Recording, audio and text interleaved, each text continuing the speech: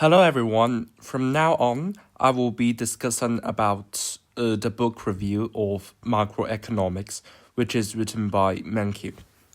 So this book is I've just started reading for like 1/5 of them, and I am currently doing some reading notes. And I think the reason why this book is valid because it is a book that combine both, I would say, history, like the real cases, and economy, which is something I am really addicted on. So I would say for the following several episodes, we will keep on talking about this topic of macroeconomics. Probably it will last for several episodes. I cannot say an accurate number. I hope that I can do it until I finish reading the book. So now let's get started. So the chapter 1 of the book talking about the science of macroeconomic. So firstly, the book gives us a question: what macroeconomics they study? What do they study? So it is a major part in international affairs. So we need to first distinguish macroeconomic and microeconomic. So for macroeconomic, it is kind of more related to government and those kind of policy of a nation and even some international affairs, which is more related to some global affairs. And it is the center of world politics, making the real policies. They need, they will suggest something that need to be changed to the national leaders. So this is the main job of macroeconomics. But for them, they are also responsible for because for every nation they have a working economy system, and they need to tell us how it was affected by the policy, because for nations leader, I suppose that they have a lot of knowledge of economy. If I just suppose this one, so they can I would say easily understand what the macroeconomics are currently doing. But we still need to give a further analyze for normal officials, or even I would say residents, because they need what government want is because they need the society being more stable but not volatile. They need the whole society support the government. They need the whole society the support rate, and also they will have a sense of belonging to this nation. So in order to make something that can contribute to this, it is necessary for them to explain some economy data for them to let residents see their society is running in a really well done way. So this is the main job of some macroeconomists. So I would say they need to use a lot of models or even sentences that can be easier for us to be understand. And also the reason why I'm really interested in economy is partly because not only it is first related to history, second it is an interesting subject which because my love of accounting, it partly caused my love in economy. But also it is because economy, especially the macro parts, it is just like what Mr. Mankiw mentioned, it is a young subject and an imperfect science. So there are still a lot of room for improvements. I will just list one main difficulties for those economists, because they need to both consider the difficulty, they need to consider the difficulty of the model they perform, because they need to be understood by normal people. But since it needs to be understood by normal people, it means that it could not contain some complex data and could not contain all factors. They only the residents only they know for 2 to 3 factors, so you can only include the major ones. But still, there are a lot of minor factors that would also affect the data set. So it is imperfect science. So every era has its own economic problems to solve.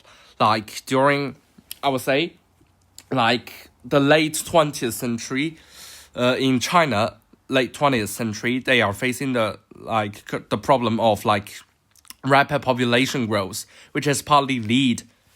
Of course, I would say now in some African country and developing country, the main reason why like these countries cannot become like developed country is because like they have a rapid population growth.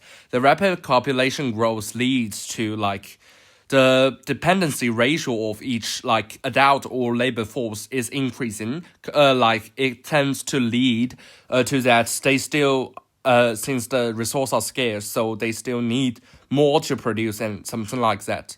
So I would like to connect it with history, like because I've previously mentioned that every era has their own economic problems. So during Great Depression, I'll say every country's leader need to solve their country's problem at a large scale. So some basic principles won't change through decades, but there are some like fixed factors we still need to adjust them to meet certain circumstances.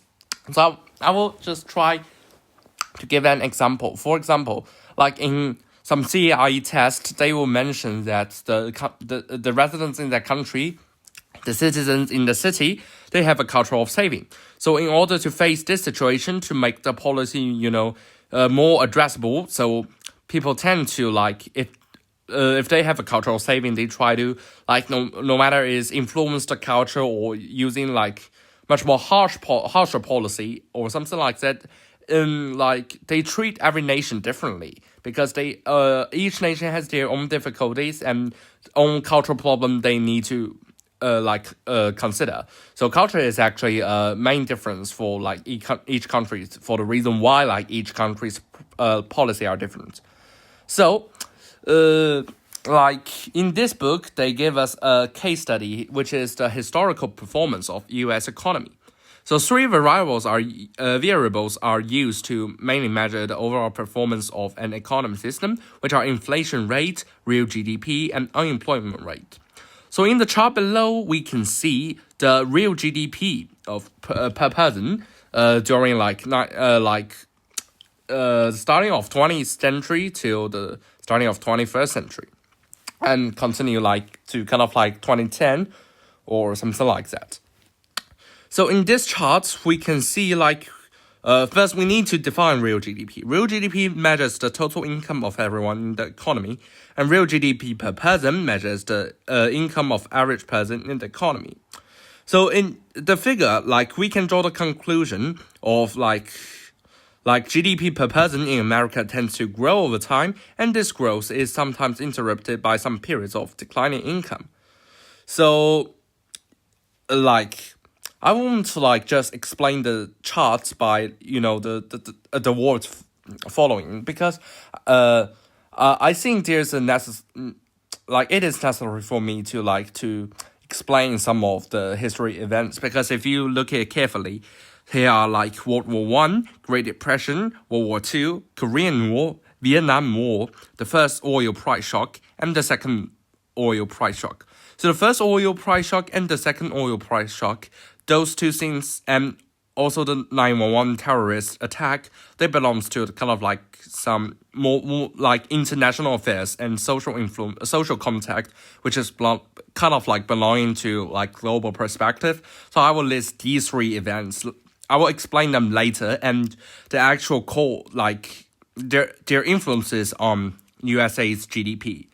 But now I would like to introduce the first, I would say 1, 2, 3, 4, 5. Yes, the first 5 events and the influences. We can see that those 5 events are not that are not all like negative factors or like negative elements for like U.S. economy. For example, the World War I, we can actually spot a fluctuation of the real GDP. It first increased for a little bit and then decrease. So the reason why World War I he first increased is just like you see in World War II. It is because only when like USA is being like they try to like be in this war. So like they are putting more like kind of like labor force, I would say military force into the actual war, they will get, an increase in real GDP per person, because during this time, like USA are experiencing, like they have given out loans for almost every ally countries and so on. So actually, because of the loan being given, so the living standard, which is also like considered as real GDP increase. But the things are, some kind of like difference during the Great Depression, because during the Great Depression, and also you see the USA is the center of the Great Depression, so it was being affected the most. So during Great Depression, there's no doubt that the real GDP per person fall or drop to the ice points, hit the floor since the beginning of 20th century. So this, without much explanation, is pretty easy to understand. And those Korean War and Vietnam War, it is a gradual increase. But if you see like the gradient, we can see the gradient of increase during Korean War and the followers to the beginning of the 21st century. Like the gradient is becoming gradually decreasing, because like during Korean War, it is like the big environments that affect like U.S. economy kept growing. But during Korean War, while they are like fight against, I would say, China, like they do not actually, if really tell the truth, they do not like get so much advantage from China's soldiers, and even like the border like is even remain the same or for smaller for both like the Korean support. So during the Korean War, actually, it is the big environments that forced like U.S. economy to grow, and also for the Vietnam War, which is a war that continued over 4 presidents, from I would say President Johnson to at last I can't exactly remember which president he is. Yeah, so it's better not to say. So the Vietnam War actually is experiencing a really long period of time. So the economy, because it does not quite affect U.S. nation, I would say U.S. territory. So although like residents would have some negative voices about the war, but still it is kind of like positive, because in the U.S. territory, they are kept inventing some high-tech things and continue the Cold War of against the Soviet Union. So it is still increasing. And this is, my understanding of this chart. And in the following episode, I will discuss about the next 2 charts, which is the unemployment rate and inflation rate and how it is related. Thank you all for your support. See you.